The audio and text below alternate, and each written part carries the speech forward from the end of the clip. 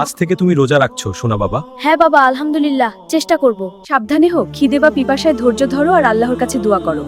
রোজা শুধু খাওয়া পানাই নয়, আখলাকও শুদ্ধ হয়।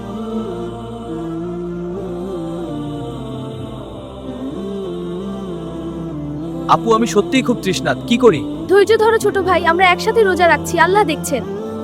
মা একটু, শুধু এক চুমু। শোনা বাবা, তুমি রোজা ভেঙে দিচ্ছ। ওহ না, আমি ভুলে গিয়েছিলাম। ভুল স্বাভাবিক, কিন্তু ক্ষমা চাইতে হবে। দোয়া করো, আল্লাহ তোমাকে মাফ করবেন। আল্লাহ আমি ভুল করেছি, আমাকে ক্ষমা করো। ভালো, তুমি নিজের ভুল স্বীকার করেছো, এটা সবচেয়ে গুরুত্ব। এখন থেকে মন দিয়ে রোজা রাখো এবং নিজের ভুল থেকে শিক্ষা নাও। হ্যাঁ বাবা, আমি চেষ্টা করব।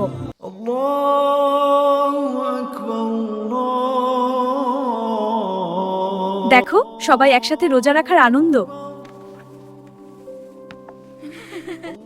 আজ আমি শিখেছি রোজা শুধু খিদে পিপাসা নয়, নিজের ভুল স্বীকার ও ক্ষমা চাওয়াও শিখায়।